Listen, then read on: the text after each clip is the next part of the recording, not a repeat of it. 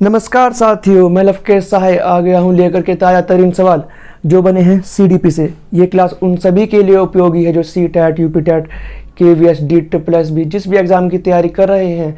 यदि वहां पर सीडीपी प्लस पेडागोजी के प्रश्न उत्तर पूछे जाते हैं तो आपका स्वागत है। जैसा कि DSSS ने नोटिफिकेशन निकाल दिया है, PRT की वैकेंसीज आ गई है, तो आप अब अपनी तैयारी को लगातार बरकरार रखें और वीडियोस को लास्ट तक देखें ताकि आपके कॉन्सेप्ट्स क्लियर होते रहें और ऐसे क्वेश्चंस को आप पेपर में सोल्व कर सकें। आपका पहला क्वेश्चन है, राष्ट्रीय पाठ्यचर्या की रूपरेखा 2005 के अनुसार स्कूल और कक्षा का वातावरण निम्न होना चाहिए। मतलब स्कूल और क्लास का जो एनवायरनमेंट है वो कैसा होना चाहिए।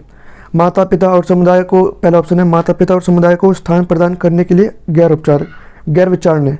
मतलब कि हमें इस बात पर विचार ही नहीं करना चाहिए कि स्कूल में माता पिता और समुदाय, जो आपका समाज है जहाँ पर स्कूल है, उनको स्कूल में उनकी भागीदारी हो हमारे स्कूल में। तो ये तो गलत है, क्योंकि SMC मेंबर्स होते हैं, आपकी पेरेंट्स टीचर मीटिंग होती है, तो ये तो है, गलत हो जाएगा ऑप्शन आपका।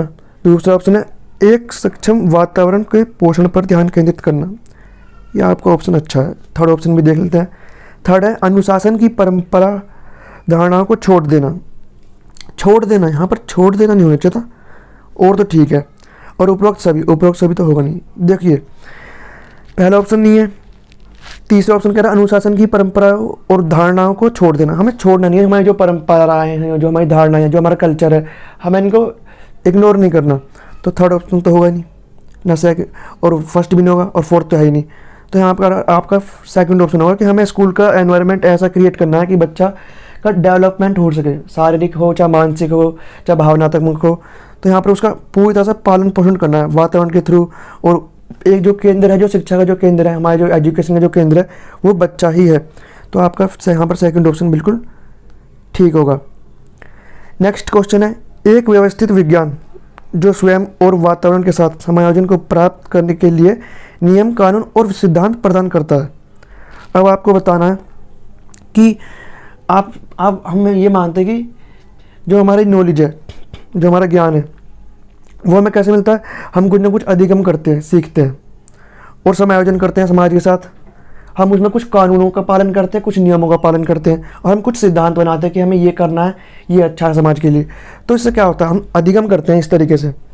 तो यहाँ पर ना आपका फर्स्ट ऑप्शन होगा प्रेरणा, न दिमागी आरोग्यता, और ना ही तीसरा द्वंद्व।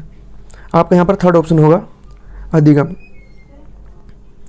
नेक्स्ट क्वेश्चन है, परिपक्वता। ये परिपक्वता लिखा है, गलत लिखा हुआ है यहाँ पर, ये परिपक्वता है। परिपक्वता क्या है। अब हम मैच्योरिटी को क्या मानते हैं, अब बताओ। मैं यहाँ पर फर्स्ट ऑप्शन है, परिपक्वता औपचारिक और अनौपचारिक हो सकती है। बात तो ठीक है, हो सकती है। दूसरा ऑप्शन है, परिपक्वता भावनात्मक और शारीरिक हो सकती है। और थर्ड ऑप्शन है, दोनों, A और B। और फोर्थ है, कोई नहीं। तो यहाँ पर आपका सेकंड ऑप्शन ज़्यादा अच्छा है एज़ कम्पेयर टू फर्स्ट के, क्योंकि जो परिपक्वता, मैच्योरिटी, आपकी भावनाओं पर और आपके शरीर पर बहुत ज़्यादा डिपेंड करती है। अगर आप मैच्योर नहीं हो तो आप शारीरिक रूप से भी ठीक नहीं होगे, और आप भावनात्मक रूप से भी ठीक नहीं होगे। आपने देखा होगा जो पतले दुबले लोग होते हैं वो भावनात्मक रूप से वैसे होते हैं, थोड़े जो जल्दी गुस्सा करते हैं, उनमें एग्रेशन ज़्यादा होता है। तो वही बात है। तो यहाँ पर आपका सेकंड ऑप्शन बिल्कुल ठीक होगा। नेक्स्ट क्वेश्चन है, दो या अधिक पहले से सीखे गए उद्दीपन प्रतिक्रिया संयोजन को एक साथ जोड़ने वाले शिक्षण को किस प्रकार से जाना जाता है, या किस नाम से जाना जाता है। मतलब आपने दो चीज़ सीखी है ना, और आपको बताना, आप उन दो चीज़ें जो आपने सीखी है उनको आप यूज़ करते हो एक एक करके, स्टेप बाय स्टेप। जैसा आपने, मान लीजिए हम गणित का एग्जांपल लेते हैं। आपने पहले गिनतियाँ सीखी, जैसे कि आपका फर्स्ट क्लास में जो आपकी मैथ में है, सेकंड चैप्टर है 1 से 9 तक की संख्या है।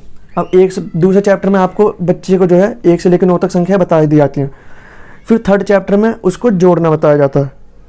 और जो आपका फिफ्थ चैप्टर है उसमें मैथ में, फर्स्ट क्लास में, उसमें 10 से 20 तक की संख्या। तो बच्चे ने पहले क्या सीखा, पहला बच्चा 1 से लेकर 9 तक गिनती सीख गया, फिर उसने जोड़ना सीखा, फिर घटाना, और फिर उसके बाद वो जब जोड़ना और घटाना सीख गया तो बच्चे को हमने 9 से आगे तक की गिनतियाँ सिखाई, तो बच्चा इनको रिलेट करेगा। दी थी जो थ्योरी जो थी ये गैगने ने दी थी आपकी, इसने 8 प्रकार बताए थे अधिगम की पहचान के लिए कि अधिगम 8 प्रकार से किया जाता है और ये सरल से कठिन की तरफ चलता है। जैसे कि मैंने एग्जांपल दिया, फर्स्ट जो आपका सेकंड चैप्टर है मैथ में जो है आपका सेकंड चैप्टर है फर्स्ट क्लास का, उसमें 1 से लेकर 9 तक की गिनतियाँ सरल है। फिर बच्चे को 1 से लेकर जो 9 तक की संख्या है उनको जोड़ना सिखाया गया है, फिर उनको घटाना सिखाया गया है। अभी हम उस बच्चे को मल्टीप्लाई नहीं सिखाएंगे। फिर फिफ्थ जो चैप्टर है उसमें मैथ में आपका, उसमें बच्चे को 10 से लेकर 20 तक की संख्या बताई गई है। तो बच्चा सरल से जटिल की तरफ जा रहा है। फिर आगे बच्चे को सिखाया जाएगा 2 संख्याओं को कैसे जोड़ते हैं एक साथ, उनको घटाते कैसे हैं, उसके बाद फिर मल्टीप्लाई करके बताएंगे। तो ये जो प्रक्रिया है इसे हम किस नाम से जानते हैं, ये कहलाती है श्रृंखलन। एक श्रृंखला के रूप में करते हैं हम। अगर आप पहली और दूसरी श्रृंखला को नहीं सीख पाओगे, नहीं गुजरोगे, तो आप थर्ड स्टेप को पार नहीं कर पाओगे, आप थर्ड स्टेप तक नहीं पहुंच पाओगे। मतलब प्रीवियस जो आपकी नॉलेज है वो ज़रूरी है सीखने के लिए। तो यहाँ पर आपका थर्ड ऑप्शन बिल्कुल ठीक होगा। नेक्स्ट क्वेश्चन है, किस सिद्धांत में कहा गया है कि यदि व्यक्ति नियम के साथ कुछ भी सीखता है, मतलब नियम के साथ सीख रहा है व्यक्ति, यहाँ पर कुछ नियम बताए बच्चे को, है ना। जैसे मैथ में फॉर्मूला बता देते हैं बच्चों को कि बेटा इस फॉर्मूले को याद कर ले, ये डिडक्टिव मेथड होता है। और बच्चा क्या करता है, उसी फॉर्मूले को सभी सवालों में लगाता है और क्वेश्चन सॉल्व हो जाते हैं। तो अधिगम का हस्तांतरण बढ़ता है, तो अधिगम का हस्तांतरण बढ़ता है, बिल्कुल ठीक। तो यहाँ पर देखा, इसमें ऑप्शन बताइए कौन सा सही। पहला है सामान्यीकरण का सिद्धांत, दूसरा है मानसिक अनुशासन का सिद्धांत। अब मानसिक अनुशासन तो नहीं करेंगे, बच्चा स्वतंत्र होना चाहिए सीखने के लिए, तो वहाँ पर हमें उसे मानसिक रूप से अनुशासित नहीं रखना। समरूप तत्व का सिद्धांत, अब यहाँ पर नियम तो अलग अलग होते हैं, समरूप तत्व का सिद्धांत एक बार के लिए हो सकता है, अच्छा ऑप्शन है। फोर्थ ऑप्शन आपका अव्यक्त अधिगम का सिद्धांत, ये भी नहीं होगा, मतलब आपका फोर्थ तो होगा नहीं, और मानसिक अनुशासन का भी नहीं होगा। आप थर्ड और फर्स्ट में कंफ्यूज हो गए। तो मैं आपको बताता हूँ, सामान्यीकरण का सिद्धांत कहलाता है कि बच्चे को आपने एक सामान्य नियम बताया। सामान्यीकरण के सिद्धांत में बच्चे को एक सामान्य नियम बता दिया जाता है जिसको बच्चा रट लेता है। रटने के बाद वो हर जगह उस चीज़ को अप्लाई करता है, उस सिद्धांत को। जैसे कि पेड़ हुआ, हम ईवीएस का एग्जांपल लेते हैं, पेड़ हुआ, हम बच्चों को ये बताते हैं कि जो पेड़ है उसके बीज होते हैं, और बीज जो है वो ज़मीन के अंदर लगाया जाता है, उसे पानी दिया जाता है, और पानी देने से उस बीज से रोपण होता है उस बीज का, और वो बड़ा होकर पेड़ बनता है, पौधा बनता है, पौधे से पेड़। तो बच्चे को ये बात पता चल जाती है कि हाँ, अधिकतर बीज या फिर सारे बीज, जो छोटे बच्चे होते हैं उन्हें तो हम ये बताएंगे कि बीज होते हैं, हम उन्हें बाद में बताते हैं कि कुछ पेड़ ऐसे भी होते हैं जिनके बीज नहीं होते। तो हम यहाँ पर बच्चे को बताते हैं कि ये जो बीज है, बीज का रोपण करते हैं और ये उगता है। यहाँ पर मैथ का एग्जांपल ले सकते हैं, जैसे ईवीएस का एग्जांपल तो बीज से हो गया। मैथ का ले सकते हैं, मैथ में आपने कोई फॉर्मूला बताया कि हम फॉर्मूला लगाते हैं, पाइथागोरस लगाते हैं, या फिर कोई और भी फॉर्मूला लगाते हैं, कोई a+b का फॉर्मूला लगाते हैं, तो हम इसको हर जगह लगा सकते हैं। हाँ, मतलब बहुत से क्वेश्चन ऐसे होते हैं जहाँ पर आप a+b का होल स्क्वायर का यूज़ करते हो फॉर्मूले क्वेश्चन के बीच में, स्टेप्स में। तो सामान्यकरण का सिद्धांत होता है जहाँ पर बच्चा सभी जगह इस नियम को लागू करता है। तो यहाँ पर आपका फर्स्ट ऑप्शन बिल्कुल ठीक होगा। नेक्स्ट क्वेश्चन है, त्रिध्रुवीय शिक्षा प्रणाली में शिक्षक एक भूमिका निभाता है। अब शिक्षक की क्या भूमिका है त्रिध्रुवीय प्रणाली में?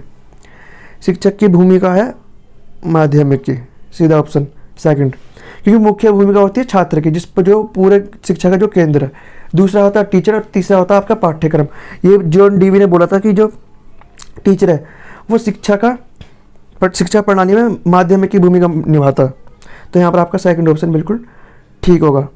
नेक्स्ट क्वेश्चन है, निम्न संरचनाओं में से शिक्षा का अधिकार अधिनियम 2009 किसकी वकालत करता है? पहला है ऑप्शन है समावेशी शिक्षा, दूसरा है पृथक्करण का, तीसरा है मुख्य धारा शिक्षण, और चौथा है एकीकरण। अब देखिए यहाँ पर 2009 शिक्षा की जो वकालत करता अधिनियम, ये करता समावेशी शिक्षा की। ये कहता है कि सभी बच्चों को, जो चाहे वो विकलांग हो चाहे वो सामान्य बच्चा हो, हमें सबको एक साथ पढ़ाना है और एक ही कक्षा में पढ़ाना है। ये 2009 में आया था और 1 अप्रैल 2010 में इसको लागू कर दिया गया। तो जो ये अधिनियम है, और 6 से 14 साल के बच्चों को शिक्षा मुफ्त में दिया है। ये हमारा आर्टिकल 21A में दे रखा है। तो यहाँ पर आपका यहाँ पर फर्स्ट ऑप्शन बिल्कुल ठीक होगा। नेक्स्ट क्वेश्चन है, बच्चे प्रभावी रूप से सीखते हैं अब बच्चे प्रभावी रूप से कब सीखते हैं, बताइए। पहला ऑप्शन है वे पाठ्य पुस्तक में दिए गए तथ्य को याद करते हैं। ये प्रभावी तरीका थोड़ी ना, वो तो बच्चे तथ्य याद कर लेंगे। ये तो आपकी जो है जैसे बोलते हैं ना, ऐसे क्वेश्चन हो गए जो बच्चा रटता है, ये रटने से रिलेटेड हो जाएगा आपका। सेकंड ऑप्शन है वे श्यामपट्ट पर अध्यापक के द्वारा लिखे गए उत्तरों की नकल करते हैं। ये तो होगा नहीं, हमें नकल करानी बच्चे को, हम बच्चों को रटना नहीं सिखाना। थर्ड ऑप्शन है वे विभिन्न गतिविधियों एवं कार्यों के सक्रिय रूप से भाग लेते हैं, मतलब विभिन्न गतिविधियों और कार्यों में भाग लेते हैं सक्रिय रूप से, तो ये हो सकता है। फोर्थ ऑप्शन है शिक्षक कक्षा में होने वाली सभी घटनाओं व बच्चों को पूर्ण रूप से नियंत्रित करता है। तो बच्चों को प्रभावी रूप से तब कब सीखते हैं, शिक्षक नियंत्रित तो करता है अपने तरीके से, लेकिन प्रभावी रूप से कब सीखते हैं, ये ऑप्शन हो सकता था, लेकिन यहाँ पर प्रभावी रूप से पूछा। तो थर्ड ऑप्शन, तो आपका यहाँ पर थर्ड ऑप्शन बिल्कुल ठीक होगा, फोर्थ भी नहीं होगा।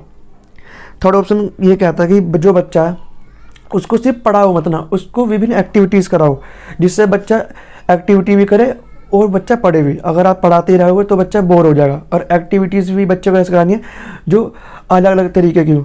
कभी बच्चों को आप ड्राइंग करा रहे हो, कभी आप बच्चे डिबेट करा रहे हो, एक्टिविटीज़ में कुछ भी आ सकता है कि ऐसी चीज़ें जो बच्चे का माइंड शार्प करे, बच्चे को क्रिएटिव बनाए। तो यहाँ पर आपका थर्ड ऑप्शन बिल्कुल ठीक होगा। बच्चा जब अपना दिमाग अलग अलग जगह चलाता है, दौड़ाता है, तो बच्चा क्रिएटिव बनता है और जल्दी ही सीखता है चीज़ों को। अगर बच्चे को आप सिर्फ पढ़ाते रहोगे क्लास में, उसे एक्टिविटीज़ नहीं कराओगे, तो बच्चा बोर हो जाएगा और वो इंटरेस्ट नहीं लेगा। नेक्स्ट क्वेश्चन है बच्चों को कक्षा में क्या करना चाहिए, मतलब बच्चे कक्षा में प्रश्न पूछने के लिए हर उत्साहित करना चाहिए। अब आप टीचर हो, क्लास में हो और बच्चे बैठे हैं, तो आप क्या करोगे, आप चैप्टर पढ़ाओगे तो आप ये चाहोगे कि बच्चे आपसे क्वेश्चन ही ना पूछे।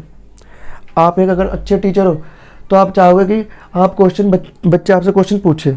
दूसरा ऑप्शन है पूछने की अनुमति नहीं देनी चाहिए, ये भी नहीं होगा। थर्ड ऑप्शन है पूछने से रोकना चाहिए।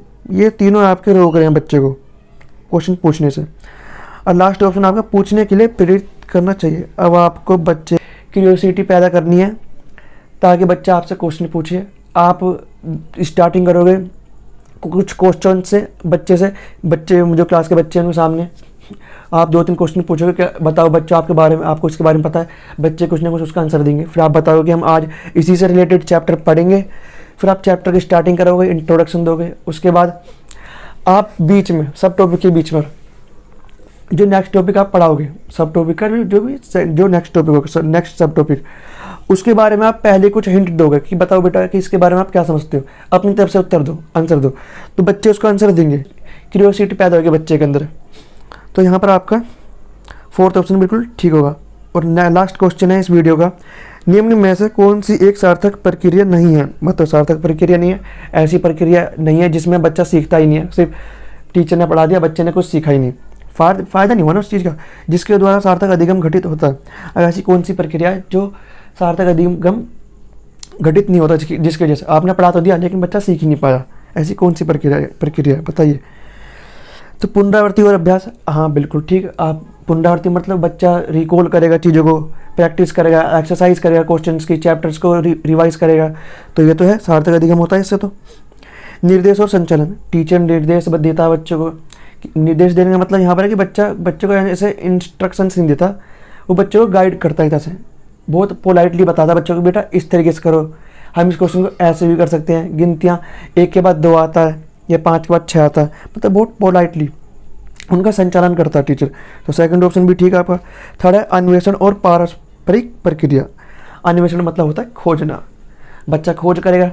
टीचर अगर बच्चों से क्वेश्चन पूछता है तो बच्चे खोजते हैं क्वेश्चन हो कि सर इसका आंसर क्या हो सकता है। टीचर बहुत बार ऐसा करता है कि बेटा ये चीज़ आप अपने घर से पूछना, अपने पेरेंट्स से पूछना, या आप अपनी मम्मी या पापा से पूछना, आपके राज्य में किसी चीज़ को किस नाम से जाना जाता है और आपके यहाँ पर उस चीज़ को क्या बोलते हैं। तो मतलब बच्चे में क्यूरियोसिटी पैदा करनी है आपको, वो खोजता है चीज़ों को और उसका आंसर देता है। ये तीनों तो हैं, लेकिन जो लास्ट ऑप्शन आपका कंटेस्ट कराना, एफ सबमिट कराना, मतलब आपको बच्चे को वो चीज़ रटवानी है डिक टू डिक। जैसे कि कोई डेफिनेशन है, बच्चे को डेफिनेशन का ए फॉर एप्पल भी नहीं पता, लेकिन उसको पूरी डेफिनेशन याद है, लेकिन उसको पता ही नहीं, मतलब उसने सिर्फ रट लिया, रोट लर्निंग होगी नहीं। तो हम ये चीज़ नहीं कराएंगे बच्चे के लिए। तो यहाँ पर आपका ये ऑप्शन बिल्कुल ठीक होगा। तो आपका यहाँ पर फोर्थ ऑप्शन बिल्कुल ठीक होगा, क्योंकि आप ऊपर की तीनों प्रक्रिया कराओगे और लास्ट प्रक्रिया आप यहाँ पर नहीं कराओगे। तो आज की इस वीडियो में हमने CDP के 10 क्वेश्चंस देखे हैं। आई होप कि आपके कॉन्सेप्ट्स क्लियर हो रहे होंगे। अगर क्लियर हो रहे हैं तो मुझे कमेंट करके बताएं। साथ ही साथ अगर वीडियो अच्छी लग रही है तो आप वीडियो को लाइक करें, कमेंट करें और चैनल को सब्सक्राइब करें, ताकि आपको नेक्स्ट वीडियो की नोटिफिकेशन टाइम टू टाइम मिलती रहे। तो चलिए मिलते हैं नेक्स्ट वीडियो में।